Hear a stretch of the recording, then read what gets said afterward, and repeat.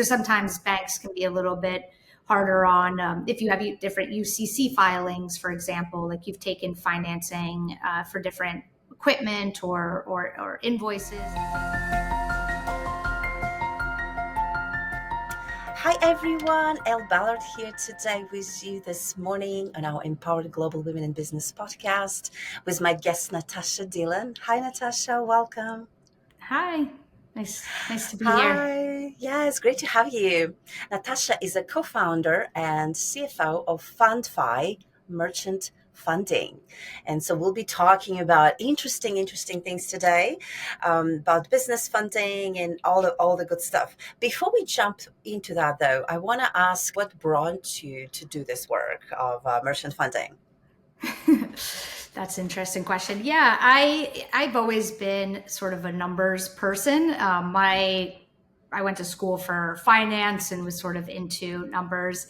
I thought I would go into investment banking, which I did initially out of school, but sort of have found myself into this more niche way of still working with numbers constantly, but also doing more of the human side of things and helping people with their businesses and growing and scaling their businesses. So I had gone to undergrad, went to, like I said, investment banking, left to go back to grad school. While I was in grad school, started doing more consulting work or business consulting, not so much financial consulting, and kind of found my love for that and really solving problems that are not just an equation. And so eventually I had started another business, was out of that business, and went back to consulting and found that a lot of my clients that I was consulting for really were looking for financing. They really needed the capital to scale. And that kind of turned into being what my goal was for them. And I found this type of financing through that work, and then connected and linked up with a company that was doing that and really found my passion and love doing this directly. So moved into that and then eventually started my own company with my partner. I love that. I love that you do that. Yeah, it's so important. And I think the major players have some of the criteria, some limits, right? To if the person is looking to get money for the business, it's not always easy. So I love that you provide that. Is there any what is the criteria for people to or for businesses how big they can be or they should be to work with you guys, or is there anything like that? Yeah, sure. So, I mean, there's different categories that businesses sort of fall into when it comes to financing. I think I would say probably 80 to 90% of businesses need some sort of financing at some point in Mm-hmm. time in their Yeah. business. So we work with a lot of small but mid-sized businesses as well, not necessarily just small. And we're not working with extremely small businesses. We're not really the place you go to if you're looking to start a business. If you're looking to get financing to start a business, usually you have to get some sort of personal guarantee financing through your bank, maybe that you have a relationship with, maybe grants or different ways that you can get different financing. We're more for the already established Established. business Hmm. that is looking to kind of take their business to the next step. So they come to us for various reasons. They come to us because our capital is quick. We base all of our financing. It's all, automated at this point for the most part with a lot of human touch, but we're able to quickly provide offers based off of their bank statements. So we're not collecting paperwork for months and months at end. We're not getting their Mm-hmm. tax return and their all of this. It's very minimal paperwork that we require to verify different things that we need to verify, but to be able to provide an offer, we can do it just based off of bank statements. So it's all historical bank statements, and I'm talking not that old, like 1 year old bank statements. And then we do our own projection for the future, what we think with our capital, what do we think we can help you obtain for future growth and future revenue for your own business. Mm-hmm. And then we charge a fee. So it's a little bit different than traditional financing where you're paying an interest rate, again, a longer process for you. The other reason people come to us is we're a little bit more lenient when it comes to certain blemishes in their in their past that maybe certain banks wouldn't be so lenient on. We're not extremely lenient. We don't fund everybody, but if you have, sometimes banks can be a little bit harder on if you have different UCC filings, for example, like you've taken financing for different equipment or invoices. We're a little bit more lenient when it comes to that. If you have an older tax lien, for example, and again, not anything that you're in some sort of trouble and you can't get out of, but if it's something that's just in the past small, you've already paid it, we're a little bit more lenient on things like that. Kind of getting into the nitty gritty, but that's sort of where folks come to us. And then also, if they're not looking to give up equity and they want to grow with the company, we do provide future capital. So we'll keep funding them, again, within reason, but we can grow alongside with them. And we have flexible payment returns to us. So it works well for a lot of different type of companies. Yeah, no, that's great. Yeah, that's great. I love that. Thank you for going. And it's any industry? Yeah, so we're pretty industry agnostic. We do have some restrictions depending on certain things, but we're pretty open to every type of business. It's kind of a fun part of our job is that we get to learn about all the different types of businesses that people start and they have passion about. It's really kind of interesting. We do a lot of the restaurants and things like that, and people are very passionate about restaurants as well. But there are so many different types of intricate businesses that we really get to learn about. And then we've always funded in the U.S. Ever since I've been doing this for 11 years. U.S. has been our main market, but last year we launched into Canada. So that's been a really, yeah, thank you. It's been a great learning experience, and we get to learn about all the different types of businesses in Canada as well. And there's some different language barriers or whatever, but we get to learn about different things and how they operate.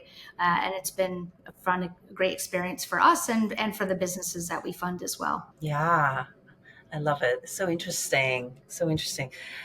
What is the amounts? Is there any minimum or max? It's pretty wide range. We're kind of that first tier financing for companies. So we're funding anywhere between 25,000 to 250,000 is sort of our sweet spot. Okay. We go a little bit lower sometimes. We go higher sometimes. We have funded up to $1 million, but typically our sweet spot is that range. And then again, as our clients stay with us and as we grow together, we expand that line to them. And thank you for going over that, because it's interesting to me too, because it's so needed, and it's great that you guys provide that, and the venues like this to get to know that it exists, right? And it's available. And sometimes I think for 10 to 300, it's some the miracles could happen in that range, right? For the businesses just get a little more. So I love that. In your 11 years of building a business, what are some of the lessons that you could share with our listeners? So before this business, I had another business, completely different world, and so a lot of lessons learned along the years. I think even in this business, the biggest thing, I'm still learning it. I'm still reminding myself is just to think bigger always, and not to get sucked into the day to day or what we're doing currently, but to keep focused on the vision and what we want to do in the future. Canada, for example, was a big one for us too, to expand there, to be able to, we realized, we're sort of saturated here in this market. What can we do to continue to grow? We want to get to certain numbers and certain metrics, and what's a way to do that. And expanding to Canada was one of our ways. But I think that's been a lesson I've learned over and over again, is just there's an abundance and we can be bigger and we can keep growing and keep striving towards that. Yeah, I love that. Thank you for sharing that. Yes, I can totally relate. So as you speak, so it helps me as well. It's a great reminder for myself as well, because it's so easy sometimes to just get bogged down in the little details day to day that we need to do, little thing that we need to do. Well, they're not as little maybe, but things that needs to be done, so that take us away from the bigger goal and bigger vision. So thank you for that reminder. For potential clients, for those who are listening right now, if they are interested, but they're not sure, like what, could you give us some examples maybe as to where they would want to come and consult with FundFi, into whether do I need an additional or should I keep building right now and see if I get more revenue until I go to get some more money. What are some of the projects that your customers are coming to you for? Like I said, they come to us at different points in time. I think the ideal point in time that somebody would come to us is before they actually need the capital. So, I think Yeah, you should always be checking your resources. Capital money is just a resource that is like inventory or anything else that a business would have. So I yeah. think always having conversations, always sending your paperwork and just seeing what's available to you at all different financial levels. So our type of financing versus bank financing versus I don't know what else, Like looking at more different ones, institutional. Yeah, just different options that different are options. Yeah. available, and when you are in need or when you have an opportunity, you can then pull that trigger and Hmm. use that capital. I think that's probably the best advice I could give anybody. Hmm. Also doing it again preemptively, even if you have an opportunity. That sometimes opportunities always just show up, and you have to scramble and figure it out. There's a lot of running a business is a lot of figuring it out in the moment. Yes.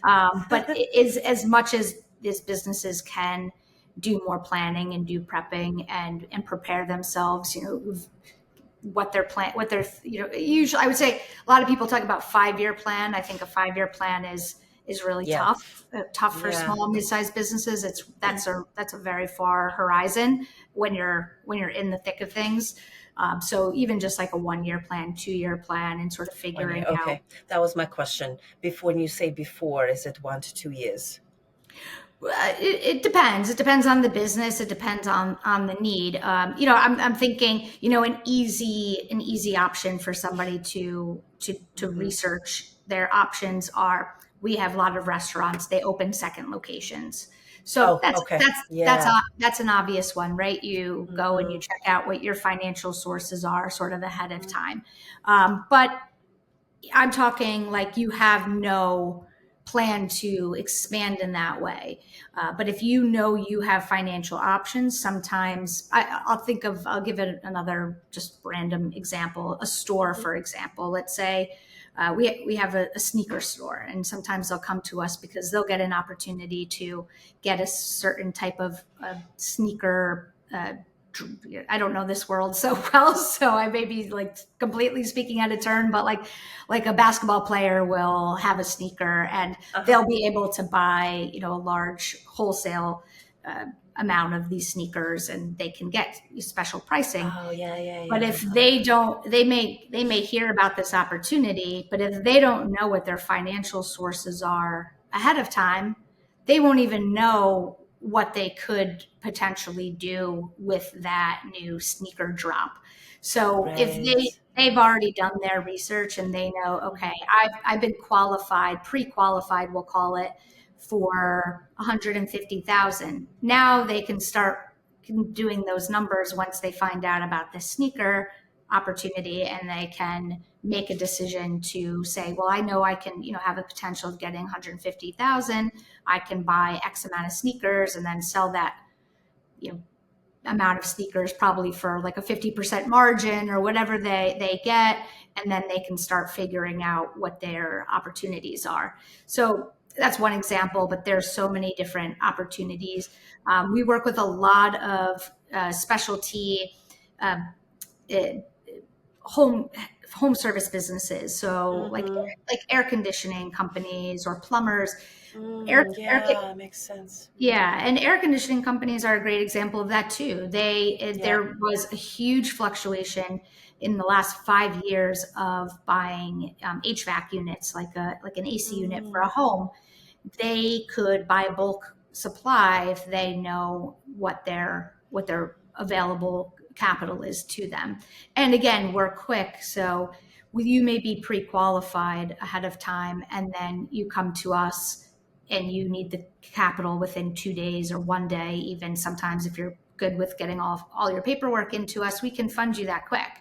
We can do hmm. a day turnaround. So I guess the bottom line is just capital is a resource like your time, like your Yeah. Yeah. inventory, and the best you're prepared and you know what you have available to you is the best way to plan for, opportunities.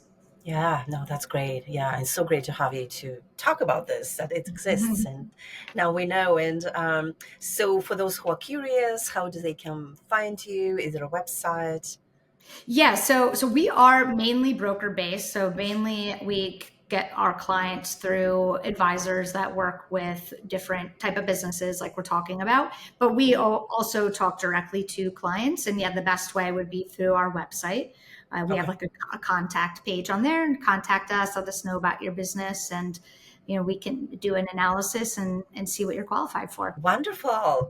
Before anything else, before is there anything else you want to add before we move on to the rapid fire questions, which is the final part of our conversation today? No, I think we covered all of Yeah, business. I like this. Yeah, I like this conversation. I think it's so needed, and we will post a website also on how to find Great. Fundfi and connect with them to learn more. So yes, thank you. I'm so glad we are doing this today. And if you're ready, we're going to go do our rapid fire questions now. Sure, sure. Awesome. My first question is, your favorite book name is? So I have a few. I have a toddler right now, so I've been reading Oh, a lot of parenting books at the moment. But I think my favorite is called Blue Ocean. oh Again, yeah, yeah, just again, just about it's a good one. really kind of maximizing, just finding the path of least resistance for business, and Hmm. where you can go to pivot. I mean, business, again, running business is all about pivoting, and Yeah. that book, I think, is a great kind of mindset book to reset again where I'm spending my time. One thing I've been doing this for a little while, but again, another thing I have to constantly remind myself is like actively procrastinating certain tasks that are not in line Oh, with my goal. yes. Yeah. That's so good. I love it. Actively procrastinating. I love it. Yes. Oh, I was just thinking about yesterday about this, how many decisions we make in a day that's related Mhm. and to business, but then of course there's personal lives and kids and grandkids and I was just small little decisions. And as I'm making this, I was thinking I need to make a decision on this. I'm thinking, wow. So I love the actively procrastinating. Love Yeah. that. Yeah. Yes, yes, So yes. trying to do that, and trying to be Some better about decisions, delegating. Yeah. yeah, yeah. Some things just can wait. Yes. Yeah, definitely, Yeah. definitely love that one. Okay, beach or Sure. mountains? Oh, beach. Beach, mount, beach. Yeah. Yeah. Favorite international destination to visit? That's a hard one. I did recently go in February. I went to the Galapagos to go scuba diving, Oh, nice. so Yeah. that's still been on my mind ever since February. So I'll have to Cool. go with that one. Summer or winter? Summer, even though I live in a very cold area, but Yeah. summer is my favorite. Okay, now my final question is things that you have discovered about yourself recently. That's a good question that I've discovered about myself recently. I think that the first thing that comes to mind is that I'm getting older, that I'm old, and yeah, You don't look it's old true. at all. Yeah, You well, look I am, great. but yeah, and just making different shifts and different choices based off of Mm, that fact. So that's it. yeah, Love it. Well, thank you. I'm taking a couple of those things away with me today. Actively procrastinating and just having an awareness that we are all adding years as we Yeah, are building yeah, our passion businesses. it's true. Natasha, thank you so much for your time. So nice to meet Thank you today. you. You too. Thank you.